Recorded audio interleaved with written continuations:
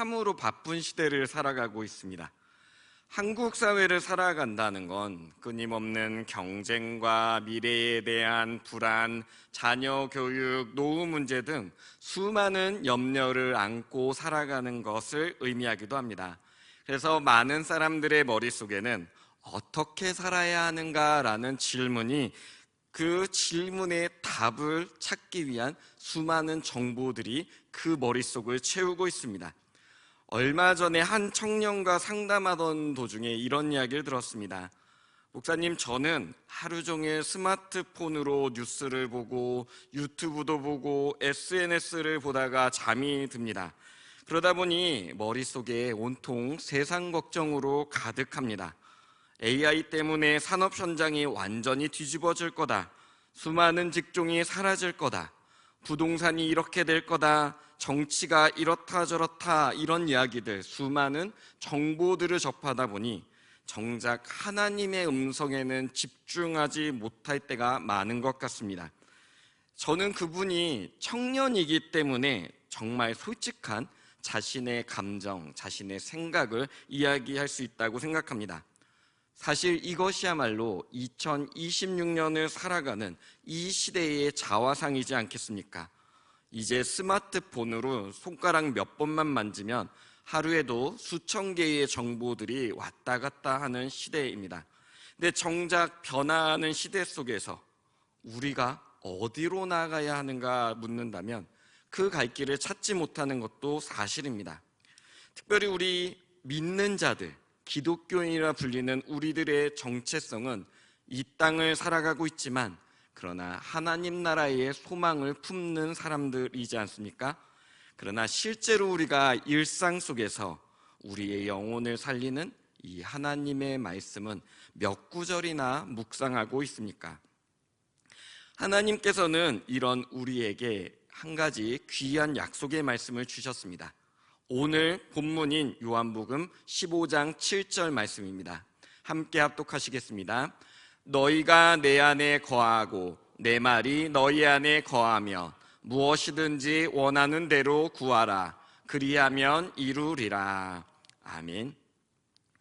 후반부에 원하는 대로 구하라. 그리하면 이루리라. 이 말씀만 떼어놓고 보면은 마치 알라딘의 요술램프처럼 뭐든지 이루어 주시는 하나님의 약속처럼 들립니다. 우리의 모든 소원이 척척 이루어진다는 말씀으로 다가오죠. 하지만 우리는 이 약속 앞에 붙어있는 중요한 전제 조건에 주목해야 합니다. 그것이 무엇인가 하니 바로 너희가 내 안에 거하고 내 말이 너희 안에 거하면 이라는 조건입니다. 이 시간 우리는 예수님의 말씀이 우리 안에 거한다는 것이 무엇인지, 그리고 우리가 어떻게 이렇게 기도에 응답받으며 삶이 변화될 수 있는지에 대해 나누길 원합니다. 먼저 예수님의 말씀이 우리 안에 거한다라는 의미를 한번 생각해 보기 원합니다. 주님이 원하시는 것은 우리가 성경 말씀 구절을 많이 외우거나 지식적으로 아는 데 그치는 것일까요? 우리는 주님의 말씀이 그 의미 이상임을 잘 알고 있습니다. 예수님 당시에 바리새인과 서기관들이 있었습니다. 근데 그들 어땠습니까? 이 사람들은요, 구약 성경을 아예 그 자리에서 달달 외우던 사람들이었습니다. 그러나 예수님께서 그들을 마주했을 때 이렇게 책망하셨습니다. 요한복음 5장 38절 말씀 합독하시겠습니다. 그 말씀이 너희 속에 거하지 아니하니 이는 그가 보내신 이를 믿지 아니함이라. 그들이 머리로는 성경을 알았지만 그 말씀이 그들의 마음속에 자리 잡지 못했습니다. 그래서 그들 안에는 말씀이 거하지 않았습니다. 예수님께서 광야에서 시험을 당했을 때의 그 모습을 한번 생각해 봅시다. 그때 예수님을 찾아온 자는 마귀였습니다. 근데 이 마귀가 예수님을 3번 시험했는데 이 3번의 시험 모두 성경 말씀을 인용했다는 사실을 알고 계십니까? 마귀조차도 이 성경 말씀을 정보로서 지식으로서는 다를 수 있음을 보여주는 것입니다.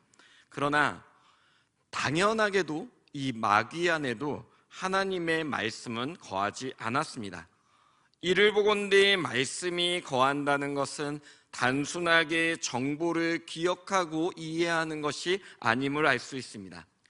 원어로 거하다라는 단어가 메이네테라는 단어입니다. 그러니까 이 원어의 뜻은 지속적으로 그 안에 살아가고 있는 상태입니다. 당연한 말이지만 어느 집이 있는데 그 집에 잠시 손님이 머물고 가는 것과 그 집에서 살아가는 가족이 있는 것은 전혀 다른 차원입니다. 가족이 산다는 것은 이 집이 가족의 주거 공간으로서의 목적을 가지고 있다는 뜻이지 않습니까?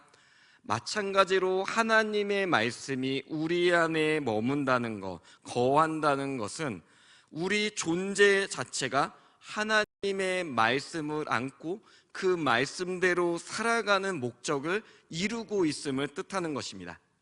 요한복음 8장 37절 말씀 합독하시겠습니다. 나도 너희가 아브라함의 자손인 줄 아노라. 그러나 내 말이 너희 안에 있을 곳이 없으므로 나를 죽이려 하는도다. 바리새인들은 계속해서 예수님을 찾아왔고 시험했고 비방했습니다. 그들의 목적은 명확했습니다. 바로 예수님을 해치는 것이었습니다. 그때 예수님이 그들의 동기를 내 말이 너희 안에 있을 곳이 없으므로 라고 말씀하셨습니다. 참으로 슬픈 표현이지 않습니까? 말씀이 들어갈 자리가 없다는 것입니다. 우리의 마음에 이미 다른 것이 가득 차 있기 때문입니다. 어떤 것이 차 있습니까? 세상의 가치관, 물질에 대한 욕심, 남과 비교하는 마음, 교만, 시기, 분노, 원망, 이런 것들이 내 마음의 거실과 안방을 차지하고 있으면 말씀이 들어와 거할 수 없는 것입니다. 때로는 우리가 이 말씀을 우리 안에 거하게 하기 위해 내 안에 있는 더러운 생각들과 세상의 가치관들, 미움, 시기라는 이 가구들을 끄집어 내다 버릴 수 있어야 합니다. 내 마음을 청소해야 합니다. 단순하게 새 가구를 들이면 되는 거다라고 생각하는 것이 아니라 낡은 이 가구들을 버리고 내 마음속을 새 것으로 교체하는 작업이 필요합니다. 말씀이 편안하게 자리 잡을 수 있도록 내 마음의 공간을 내어드리는 것, 그것이 바로 말씀이 거하는 삶입니다. 사랑하는 성도 여러분, 말씀이 내 안에서 주인 노릇하도록 우리의 마음을 열어두시길 주님의 이름으로 축원합니다. 골로새서 3장 16절 말씀 합독하시겠습니다. 그리스도의 말씀이 너희 속에 풍성히 거하여 모든 지혜로 피차 가르치며 권면하고 시와 찬송과 신령한 노래를 부르며 감사하는 마음으로 하나님을 찬양하고. 아멘. 지금 우리가 합독한 말씀처럼 그리스도의 말씀이 우리 안에 풍성히 거할 때 비로소 우리의 인격도 변하고 우리 안에서 성령의 열매가 삶 가운데 맺어지기 시작합니다. 그렇다면 왜 예수님의 말씀이 우리 안에 임할 때 그리고 거할 때 기도가 응답되고 기적이 일어납니까? 그 이유를 오늘 본문은 세 가지 이유로 설명합니다. 첫째, 예수님의 말씀이 바로 하나님의 말씀이기 때문입니다. 요한복음 3장 34절 말씀 합독하시겠습니다. 하나님이 보내신 이는 하나님의 말씀을 하나니 이는 하나님이 성령을 한량없이 주심이니라. 아멘. 자, 이 말씀 그대로 예수님이 하신 말씀인데 우리가 믿음으로 고백하듯이 예수님께서 하신 이 말씀은 천지를 창조하신 아버지 하나님 그분의 권위를 가집니다. 근데 그 권위는 어떤 권위입니까? 창세기 1장을 돌아봅시다. 하나님께서 빛이 있으라 하시니 빛이 생겼습니다. 하나님께서 있으라 하시니 세상이 창조됐습니다. 하나님의 말씀은 단순하게 어떤 정보를 전달한 것이 아니라 그 말씀 자체가 창조의 능력이요, 역사하는 권능입니다. 그래서 시브리 기자는 그 말씀의 권위를 이렇게 설명합니다. 시브리서 4장 12절 말씀도 합독하시겠습니다.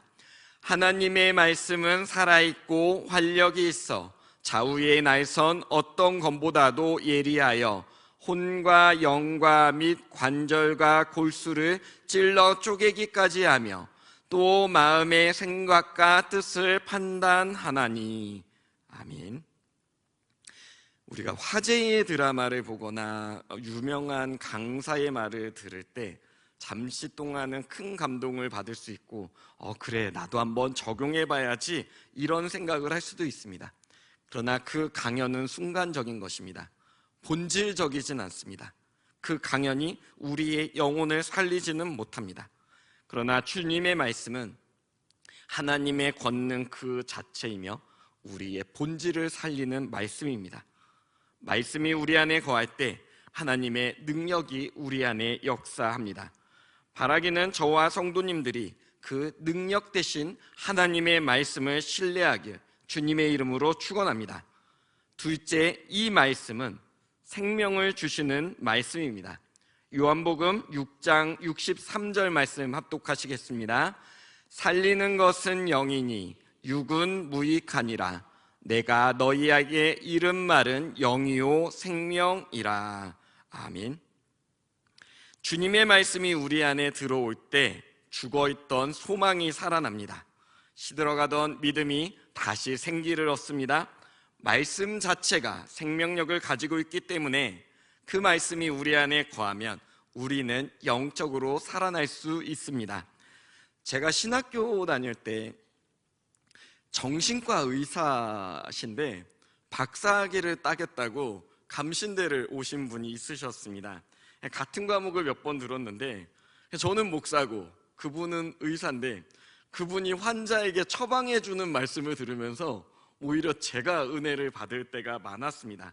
이분이 이제 자신이 찾아온 환자 중에 한 분이 극심한 우울증을 앓고 있었다고 합니다. 약을 받아도 상담을 받아도 도저히 나아지지 않았습니다. 근데 이 의사 선생님이 신앙이 깊어서 신학교에 박사까지 하러 온 분이니 얼마나 신앙이 좋습니까? 그러니까 이 환자분한테 물었답니다. 혹시 교회 다니십니까? 했더니 자기가 기독교 신자고 직분도 있다고 얘기를 하더랍니다. 그랬더니 의사 선생님이 이때다 하고 권하기를 매일 아침에 시편 23편을 소리내어 읽어보십시오. 분명히 좋아지실 것입니다. 이렇게 얘기를 했답니다. 환자분이 처음에는 반신반의했답니다. 이상한 사람 아니야? 아니 무슨 의사가 성경을 읽으래. 처음에는 듣는 척 마는 척 하다가 이래 저그나 저래 주구나 이러다가 진짜 내가 죽겠다, 한번 의사 선생님 말 속는 셈 치고 들어보자 하고 매일 아침 시편 23편을 봤는데 3개월 정도 지나고 나니까 그 안에서 놀라운 변화가 일어나더랍니다. 그래서 하는 말이, 의사 선생님 정말 죄송합니다. 제가 사실 선생님 말을 의심했습니다. 그런데 지금 제 안에 무언가 생명이 돌아오고 있다는 걸 느끼고 있습니다. 하나님의 말씀이 저를 살리고 있다는 사실을 저는 부정할 수 없습니다. 이렇게 대답을 하더랍니다. 물론 오해하지 마십시오. 모든 우울증이 이렇게 치유되는 것은 아닙니다. 그럼에도 분명한 것은 주님의 말씀은 영생의 말씀입니다. 단순하게 좋은 교훈에 그치는 것이 아니라 이 말씀 안에 생명 그 자체가 담겨 있습니다. 셋째로, 말씀은 악한 자를 이기게 합니다. 우리는 영적인 전쟁터를 살고 있는 존재지 않습니까? 특별히 마귀 사탄은 매 순간 우리의 가정, 자녀, 그리고 교회를 무너뜨리려고 합니다. 그들은 지상의 권세 잡은 자로서 세상의 문화와 악의 흐름에 깊이 관여하고 있습니다. 오랜 시간 인류를 관찰하고 악에 대한 원리를 터득한 존재들이기 때문에 우리 자신의 의지나 결심만으로는 그 마귀 사단을 이겨낼 수 없습니다.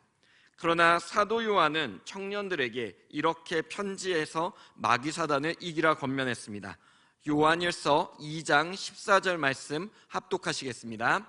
아이들아, 내가 너희에게 쓴 것은 너희가 아버지를 알았음이요, 아비들아, 내가 너희에게 쓴 것은 너희가 태초부터 계신 이를 알았음이요, 청년들아, 내가 너희에게 쓴 것은 너희가 강하고 하나님의 말씀이 너희 안에 거하시며 너희가 흉악한 자를 이기었음이라. 아멘. 하나님의 말씀이 너희 안에 거하면 너희가 흉악한 자, 마귀 사단을 이길 수 있다라고 분명하게 선언하고 있습니다. 이것이 바로 영적 승리의 비결입니다. 우리가 강하기 때문에 이기는 것이 아닙니다. 내 안에 거하는 하나님의 말씀이 강하기 때문에 우리는 세상을 이기고 유혹을 이길 수 있습니다. 말씀은 곧 성령의 검입니다. 그렇다면 우리는 어떻게 이 말씀이 우리 안에 풍성하게 거하도록 할 수 있습니까? 겉면에 드리기는 정말 귀한 말씀 몇 구절은 좀 암송해서 수시로 입으로 읊는 것이 좋습니다. 사실 저 먼저 무언가를 암송하고 외우는 것을 그다지 좋아하지 않습니다. 교회 학교 다닐 때는 암송 때문에 안 가려고 그렇게 몸부림을 치던 그런 과거가 있습니다. 나이가 들어서 입으로 뭔가를 외우고 읊조린다는 게 사실 점점 쉽지 않은 것도 사실입니다. 그러나 이렇게 한번 생각해 보기를 원합니다. 정말 사랑하는 자녀들에게 전화 한번 하실 때 그 자녀들 전화번호는 좀 외웠으면, 우리 손주들 생일은 좀 외웠으면 하면서 잘 안 외워지는데도 계속 읊조리면서 마음에 새겨본 적 있으십니까? 하나님의 말씀도 그처럼 다루시길 권면드립니다. 혹여나 우리 자녀 집을 방문했는데, 혹은 내가 내 집에 이 비밀번호를 바꿨는데 혹시라도 이거 내가 틀려가지고 집에 들어오지 못할까 봐 걱정이 돼서 이 번호를 외우고 내 곳곳에다가 적어놓고 그러고 다녀본 적은 없으십니까? 그 마음으로 하나님의 말씀을 그와 같이 다뤄보시길 권면드립니다. 암송이라는 건 단순하게 기억력 테스트, 나 아직 살아있네, 내 이 정도야, 이걸 확인하는 게 아닙니다. 정말 하나님의 말씀을 내 영혼에 새기는 거룩한 작업입니다. 시편 1편 2절 보면요, 복 있는 사람을 이렇게 묘사합니다. 함께 합독하시겠습니다. 오직 여호와의 율법을 즐거워하여 그의 율법을 주야로 묵상하는도다. 아멘. 주야로 묵상한다.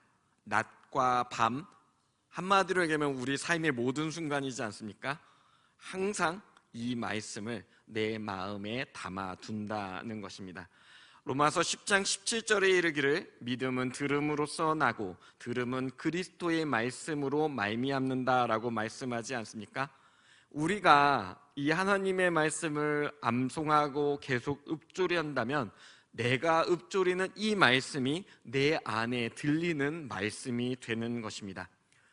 현재 미국 침례교회에서 최고의 지성을 한 명 꼽으라고 하면 적지 않은 사람들이 존 파이퍼라는 목사님을 꼽을 것입니다. 근데 이 존 파이퍼 목사님도 암송에 대해서 이렇게 얘기를 했습니다. 암송은 성경책을 펼 수 없는 순간에도 묵상을 가능하게 합니다. 운전할 때, 길을 걸을 때, 잠자리에 들 때 암송된 말씀은 내 머릿속에 계속 울려 퍼지며 나의 믿음을 강화합니다. 특별히 시험이 닥칠 때 암송한 말씀은 즉시 꺼내서 사용할 수 있는 영적 무기가 됩니다. 사실 본질적으로 따지자면 이 말씀을 잘 외웠다, 글자 하나 안 틀렸다, 이게 중요한 게 아니고 하나님의 말씀이 내 안에 채워지는 그 사모함, 그 마음입니다. 근데 혹시 여러분들 중에 스마트폰을 자주 보시는 분들, 통계를 보니까 나이가 많다고 스마트폰을 적게 보진 않는답니다. 우리의 생활 가운데 스마트폰의 비중은 너나 할 것 없이 젊고 나이 들고 남녀노소 할 것 없이 우리 생활에 굉장히 많은 시간을 차지하고 있는 게 사실인데, 그때 성경 어플을 열어서 말씀 구절구절을 읽고 그 안에 그 말씀에 하나님의 사랑을 우리 안에 채워간다면 우리는 충분히 말씀을 우리 안에 채워갈 수 있습니다. 사랑하는 성도 여러분, 세상의 부정적인 소리가 아닌 하나님의 이 말씀을 우리 안에 채워가는 저와 성도님들이 되시길 주님의 이름으로 축원합니다. 특별히 부부관계에서도 한번 적용해 보겠습니다. 부부싸움 한번 시작되면, 그리고 가정에 어려운 일이 닥치면 우리는 주로 불평의 말을 쏟습니다. 그리고 부정적인 상황을 분석하며 네 탓이네 내 탓이네 이럴 때가 적지 않습니다. 이건 이래서 문제고 저건 저래서 안 되라고 말하는데, 사실 이런 상황이 다가올 때 가장 지혜로운 방법은 하나님의 말씀을 꺼내는 것입니다. 상황이 주는 두려움의 목소리 대신에 하나님이 주시는 약속의 말씀을 선포하십시오. 내 감정이 요동칠 때 내 안에 저장된 말씀이 튀어나와서 나뿐이 아니라 우리 가정을 붙잡아 주어야 합니다. 그것이 바로 말씀이 내 안에 거하는 사람의 모습입니다. 시편 119편 11절 말씀 함께 합독하시겠습니다. 내가 주께 범죄하지 아니하려 하여 주의 말씀을 내 마음에 두었나이다. 아멘. 예수님께서 내 말이 너희 안에 거하면 무엇이든지 구하라 말씀하셨습니다. 우리의 기도가 응답되지 않는 이유는 어쩌면 우리의 욕심대로 구했거나 하나님의 뜻과 상관없는 기도를 했기 때문일지도 모릅니다. 그러나 말씀이 내 안에 거한다면 나의 생각이 곧 하나님의 생각을 따르게 됩니다. 말씀이 내 인격을 지배하고 또한 내가 원하는 것이 곧 하나님이 원하는 것으로, 그것으로 우리의 영혼이 우리가 영적으로 성숙해 나아가는 것입니다. 그때 우리가 구하는 것이 곧 하나님의 뜻과 합치되기에 하나님께서는 기쁘게 우리의 기도에 응답하시는 것입니다. 사랑하는 성도 여러분, 우리 성도님들께 구체적으로 좀 도전을 권면해 드립니다. 이번 한 주간 단 한 구절이라도 좋습니다. 이 구절 하나를 기억하고 핸드폰에도 좀 적어보시고 나아가셨으면 좋겠습니다. 특별히 오늘 우리 함께 나온 요한복음 15장 7절 말씀도 좋습니다. 핸드폰 배경 화면에다가 이것을 붙이셔도 좋고, 생활 가운데서 가장 눈에 띄는 곳에다가 적은 후에 붙이고 지나가면서 한 번씩 그 말씀을 읊조리십시오. 매일 아침 5분이라도 좋으니 그 말씀을 통해서 하나님의 뜻에 대해서 잠깐이라도 생각하는 시간을 가지시길 소망합니다. 핸드폰을 꺼내서 뉴스를 보거나 유튜브를 보기 전에 먼저 하나님의 말씀을 잠깐 접하고, 또한 그 말씀이 오늘 하루 내가 듣는 첫 음성이 되면 더 좋습니다. 그 말씀이 여러분의 입술을 통해, 그리고 저의 입술을 통해 선포될 때 우리의 가정과 일터에서 놀라운 변화의 역사가 시작될 것입니다. 말씀이 내 안에 거할 때 하나님이 내 기도에 응답하십니다. 말씀이 내 안에 거할 때 불가능한 것들이 가능하게 됩니다. 그 은혜로 말미암아 하나님의 살아계심을 체험하는 저와 성도님들이 되시길 주님의 이름으로 축원합니다. 기도하시겠습니다.